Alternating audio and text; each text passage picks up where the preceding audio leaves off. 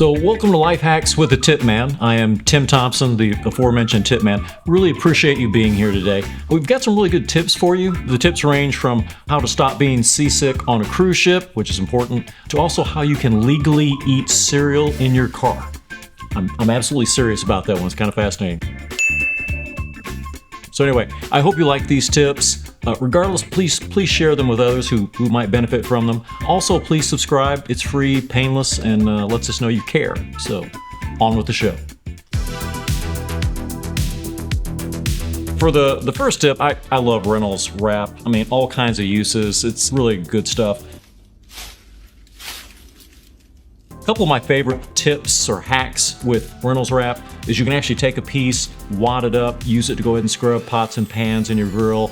Works amazingly well. If in your remote control you have a battery that's getting loose because the spring doesn't really hold it in place, you can actually take a little ball of Reynolds wrap, stick in there and hold it in place.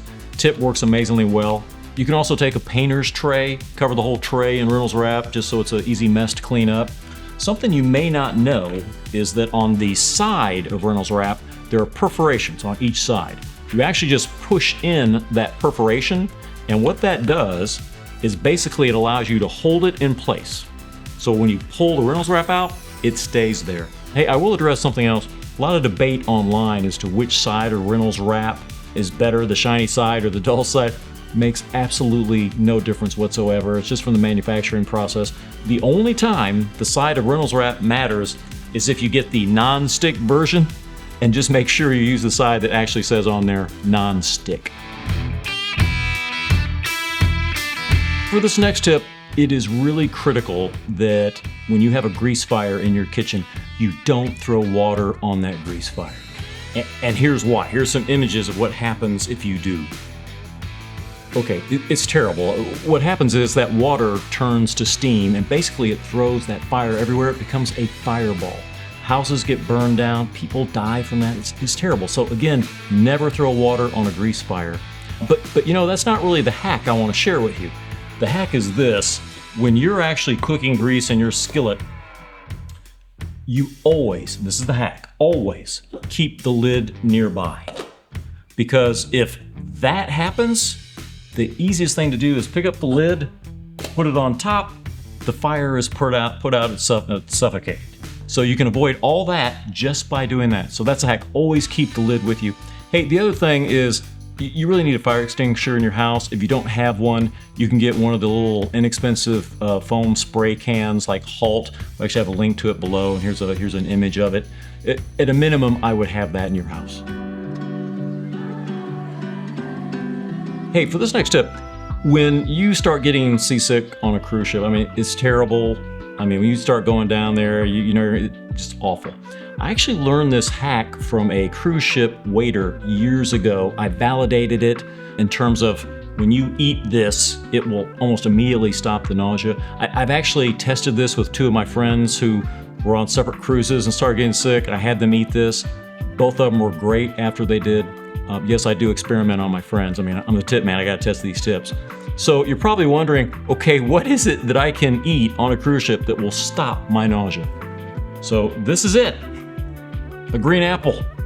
Cruise ship people know this. Whenever they start getting nausea, they'll go ahead and grab an apple. If you start getting nauseous on a cruise ship, just ask any of the crew. They'll immediately go get one, cut it up for you, eat it. Within minutes, you're gonna be feeling better.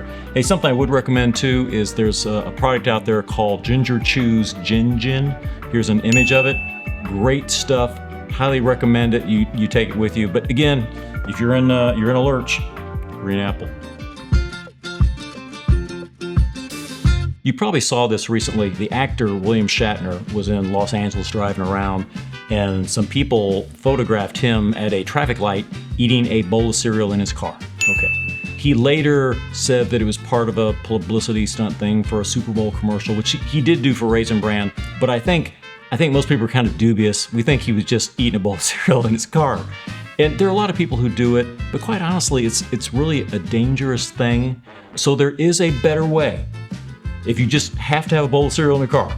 And there's a product out called the Crunch Cup. And what this thing does, is kind of interesting, is basically it's a container that actually is two containers in one. It has an inside container, which has your cereal. That's where you store the cereal.